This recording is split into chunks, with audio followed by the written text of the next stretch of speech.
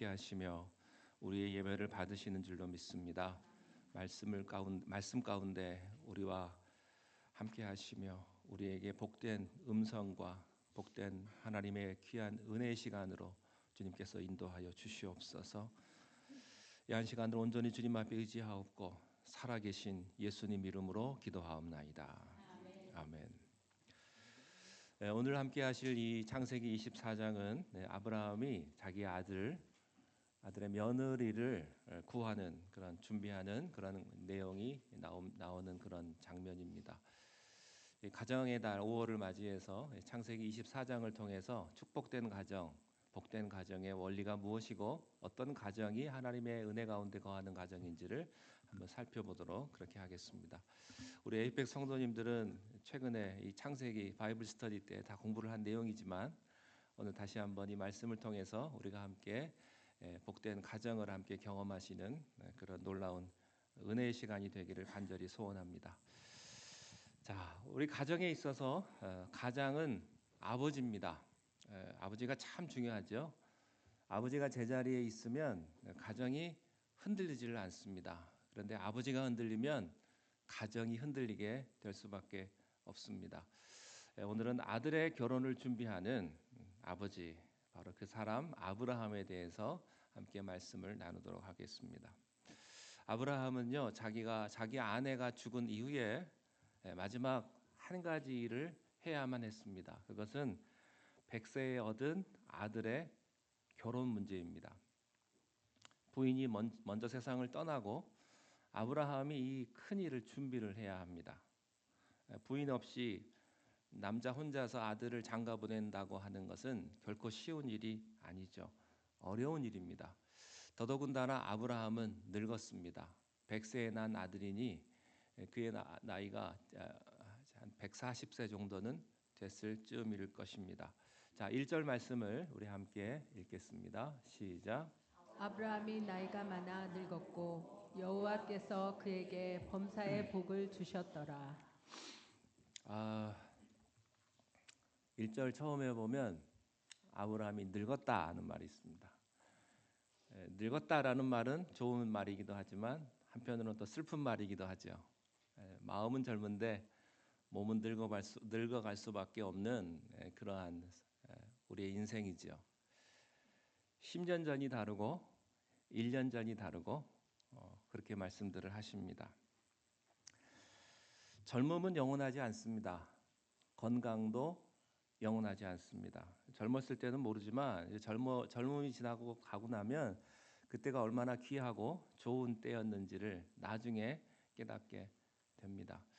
그런 것 같아요. 젊음이라는 건 참 아름다운 것이고 무한한 가능성과 또한 그 귀한 시간이라는 것을 우리가 다 알고 있죠.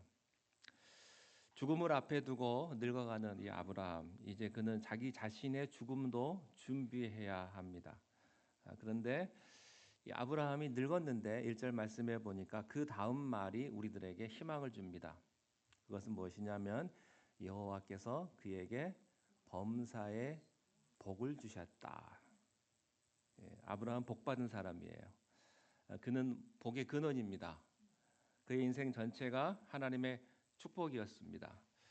물론 그에게도 고난이 있었고 역경이 있었고 우여곡절이 있었습니다.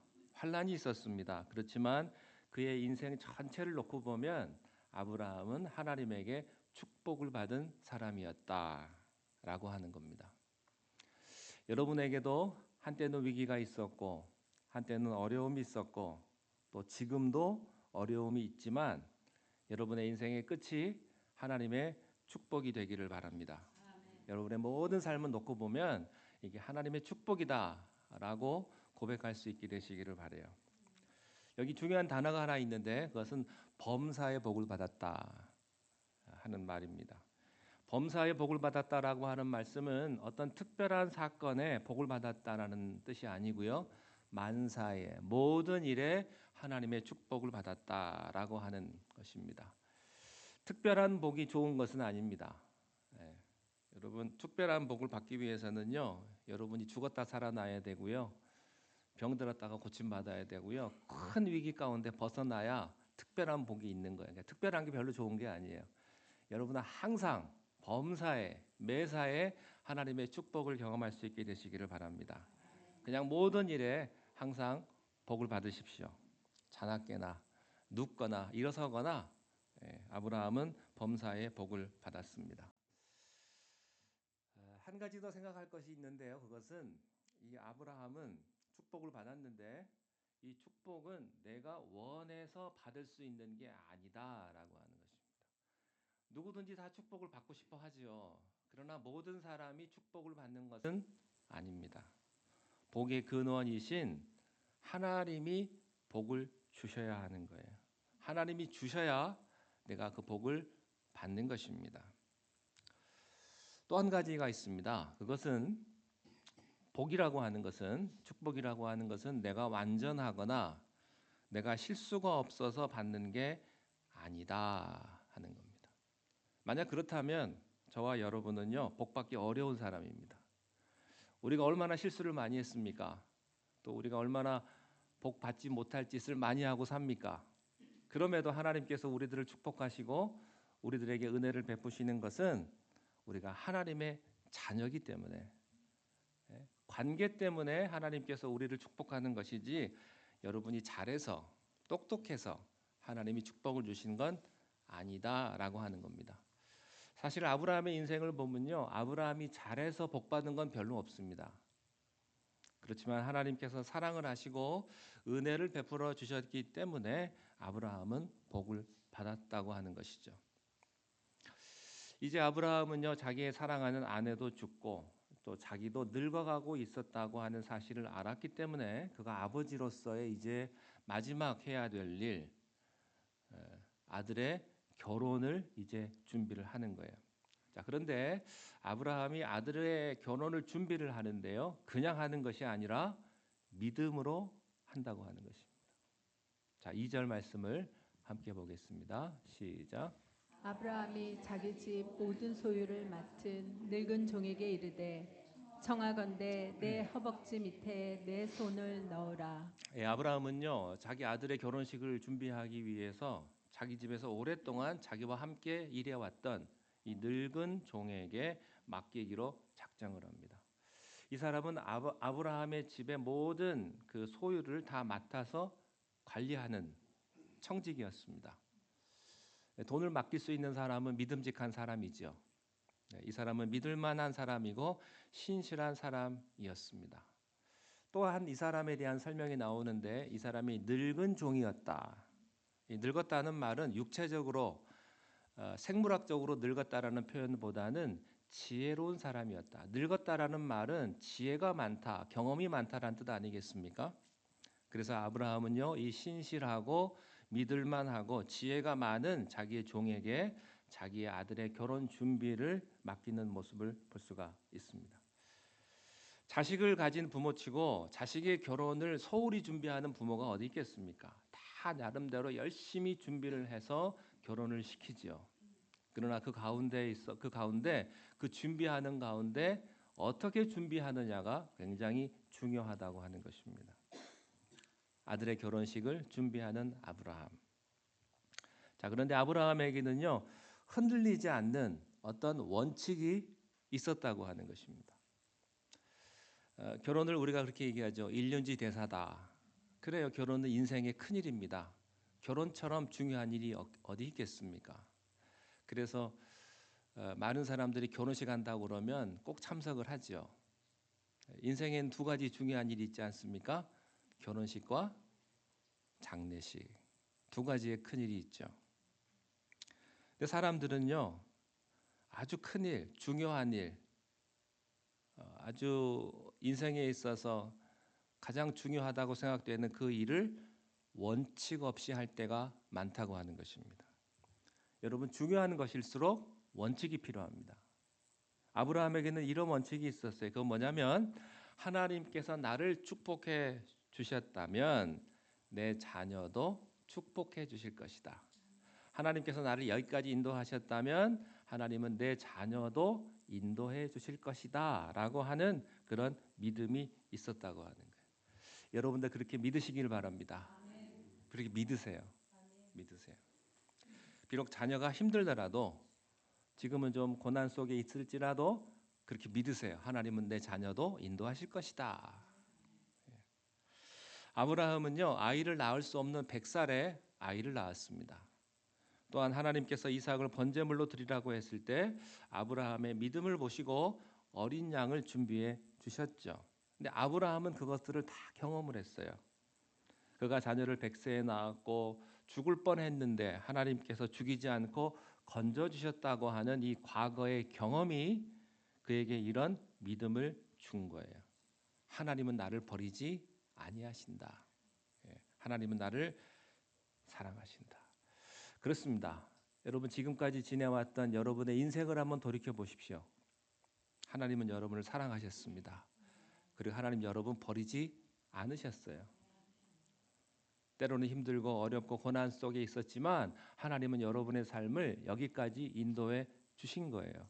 그렇지 못한 사람들도 많지만 이 자리에 하나님이 여러분을 준비해 주신 거예요. 여러분을 축복해 주셨다고 하는 사실이죠. 아브라함은 내 자식 이삭도 축복하실 것이다. 그렇게 믿은 거예요. 근데 많은 사람들이 그렇게 믿지를 못해요. 자식이 좀 잘 되면 그렇게 믿어요. 근데 자식이 조금 어렵고 힘들고 고통을 받으면 그렇게 믿지를 못해요. 여러분 꼭 그렇게 믿으세요. 하나님은 여러분의 자녀를 축복하신다. 여러분 이게 굉장히 중요한 게요. 아브라함이 아들의 결혼을 준비시키는데 이게 굉장히 중요한 원칙이 되었다고 하는 사실입니다. 축복은요. 여러분 잘 살고 잘 먹고 오래 살고 이게 축복이 아니고 여기 플러스 여러분의 자녀가 잘 돼야 그게 진짜 축복이에요. 여러분의 축복이 여러분에 대해서 끝난다. 여러분 모든 것은 다 흘러가야 되는 거예요. 가정의 축복도 흘러가야 되는 거고요. 교회의 축복도 흘러가야 되고요. 기업의 축복도 흘러가야 되는 거예요. 진짜 축복은 부모로부터 자녀에게 전승되는 것이다 하는 거예요. 그래서 아브라함은요. 자기의 신실한 종, 늙은 종을 불러서 이 일을 위임을 시켜요. 자기가 나이가 많기 때문에. 자, 그런데 좀 이상한 방법으로 위임을 합니다. 그것은 뭐냐면 아브라함의 허벅지 밑에 손을 넣고 맹세를 하라는 거예요. 허벅지 밑은 남자의 생식기가 있는 부분이죠. 거기에 손을 대고 맹세하라는 거예요. 이것은 무슨 의미가 있느냐? 이것은 할례를 받는 것처럼 굉장히 진지하고 엄숙한 맹세를 같이 보여주는 표현이에요. 이 말은 사람에게 맹세하지 말고 하나님 앞에서 맹세하라고 하는 지금 이런 과정이라고 하는 것이죠. 여기서 배우는 게 있습니다. 아브라함은요, 자기 자녀의 결혼 문제에 대해서 이렇게 진지했고 또 하나님을 신뢰하고 있었다라고 하는 사실입니다. 자, 3절 4절을 함께 읽겠습니다. 시작.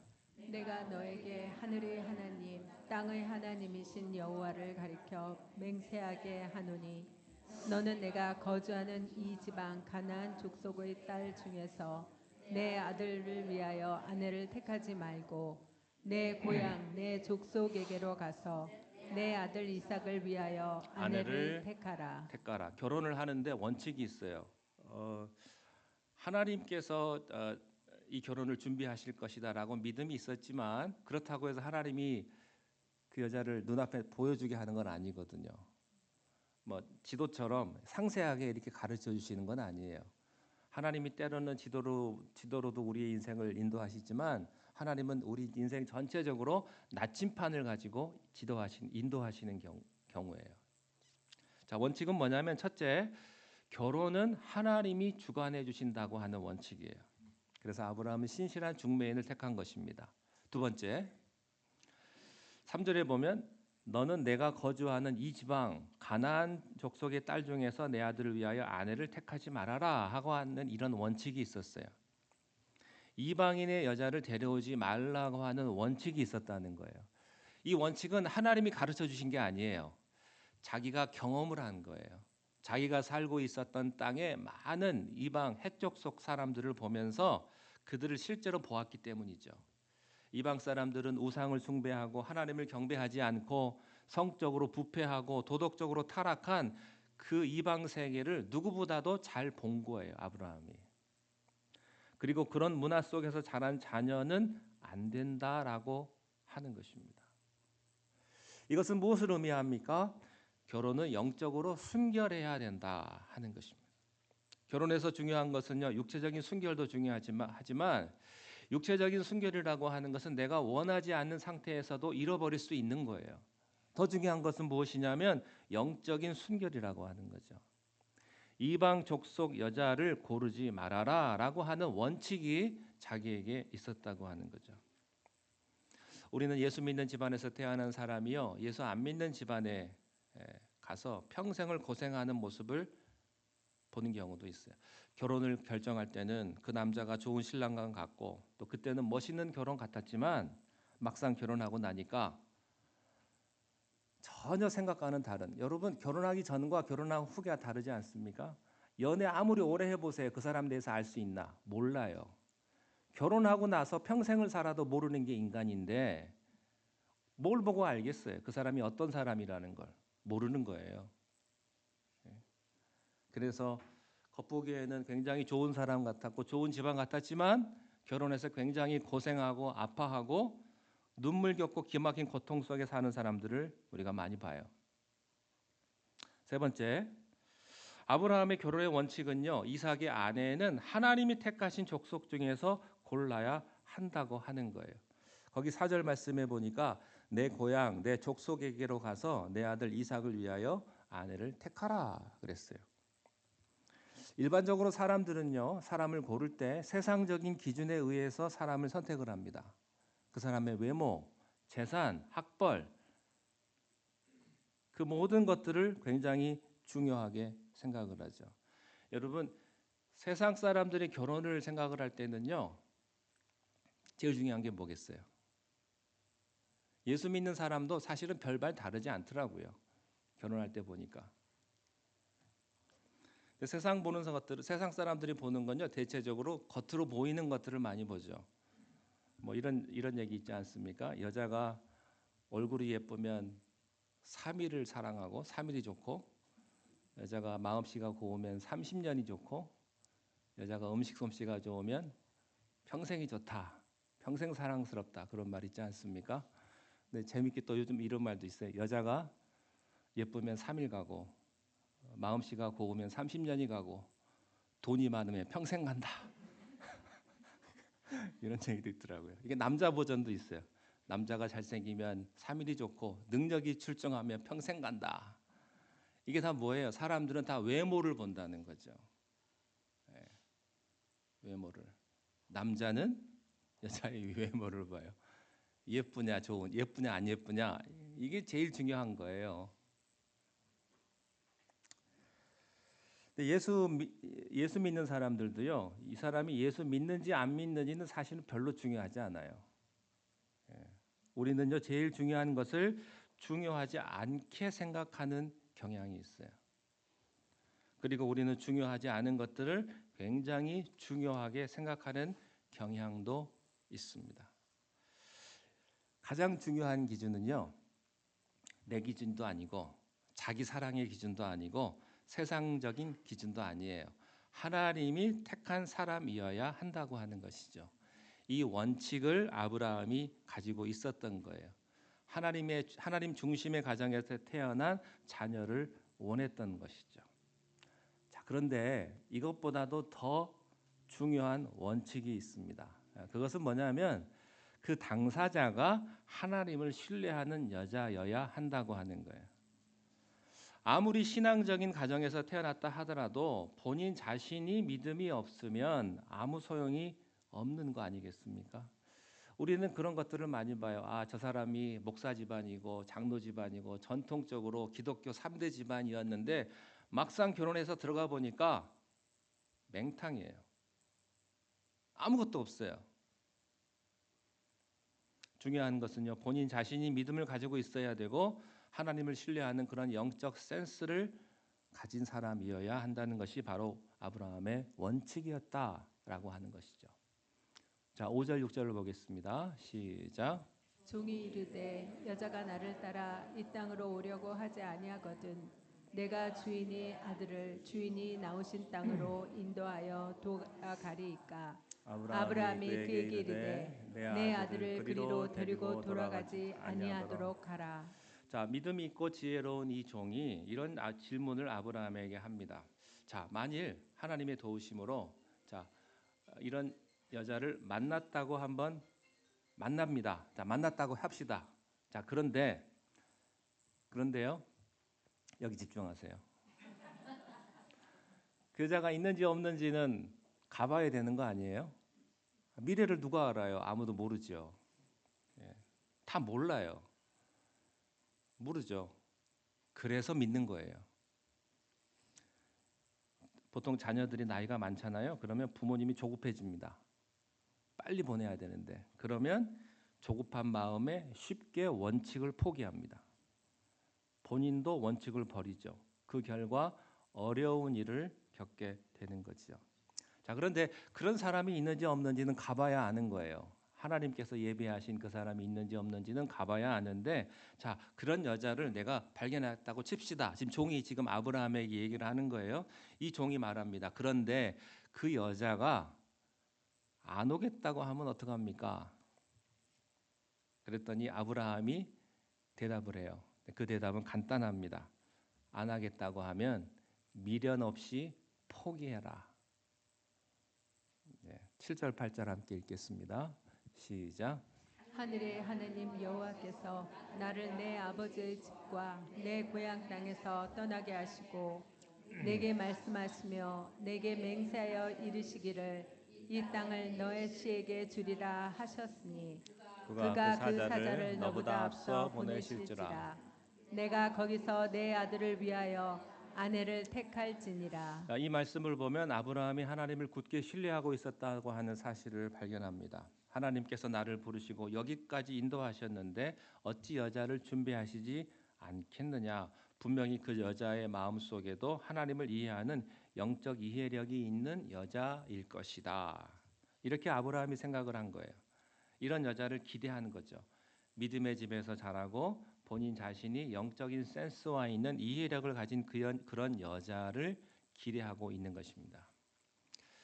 이것은 잠언 31장 30절 말씀을 생각나게 합니다.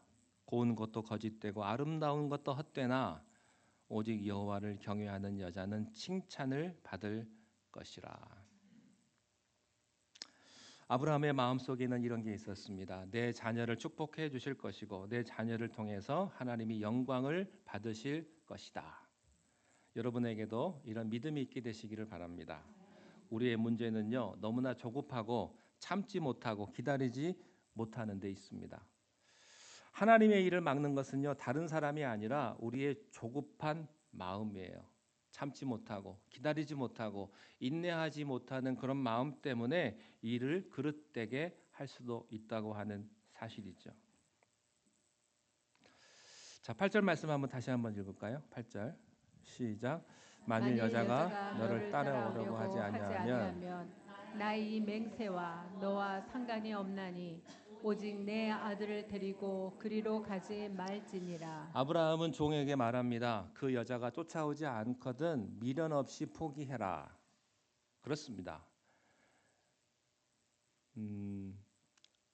여러분 하나님의 뜻이 아니라고 생각하면 미련 없이 포기해야 합니다. 믿음은 포기입니다. 포기할 수 있어야 합니다. 세상에 대한 미련, 성공에 대한 미련, 사랑했던 사람에 대한 미련, 하나님의 뜻이 아니면 단칼에 끊어야 합니다. 이것은 반대로 하나님의 뜻이면 어떤 난관도, 어떤 고난도, 어떤 위기도 극복하고 기다려야 한다고 하는 것입니다. 중요한 건 내 생각, 내 뜻이 아니고 하나님의 뜻이에요. 여러분 교회가 할 일이 얼마나 많아요. 그렇지만 교회가 모든 좋은 일을 다 할 수는 없는 거예요. 선택과 집중을 해야 돼요. 포기할 거 포기해야 돼요. 여러분의 가정도 마찬가지입니다. 모든 사람들을 다 도와줄 수 없는 거예요. 모든 사람들에게 내 삶을 다 이렇게 오픈하고 나눌 수 없어요. 때로는 포기할 때는 포기하셔야 돼요. 그리고 선택할 때는 선택하셔야 되는 거예요. 오늘 본문 마치겠습니다. 세 가지 중요한 교훈이 있어요. 첫째는 축복이란 전승되어져야 한다. 축복은 자녀에게 이어져야 한다. 여러분 축복을 받았어요. 여러분만 축복받고 끝나면 무슨 의미가 있어요, 그게? 아무 의미가 없는 거예요. 그 축복이 계속되어야 되지 않겠어요? 가정에 한 사람만 아픈 사람이 있어도요, 그 가정은 불행해요. 여러분 자녀 가운데, 여러분 가족 가운데 한 사람만 안 돼도 힘든 거죠. 축복은 모든 사람들이 함께 나누는 거예요. 두 번째, 축복은 믿음의 사람들을 통해서 계속되어지는 것이다. 아브라함은 끝까지 믿음으로 갔습니다. 여러분의 생애가 끝까지 믿음으로 가게 되시기를 축원합니다. 믿음으로 가십시오. 믿음은 기적을 만들어내기 때문이에요. 세 번째, 참된 신부는요, 영적 순결과 하나님에 대한 믿음을 가진 사람이다. 바로 이것이 교회의 모습이에요. 하나님의 축복이 함께 하시기를 바랍니다. 기도하겠습니다. 우리를 사랑하시고 은혜를 베푸신 하나님, 우리 자녀들에게도 다음 세대들에게도 하나님의 축복이 계속되게 하여 주옵소서. 어떤 형편에 있든지 포기하지 않는 믿음으로 나아가게 하시고 순결한 하나님의 사람이 되게 하여 주옵소서. 예수님 이름으로 기도하옵나이다. 아멘.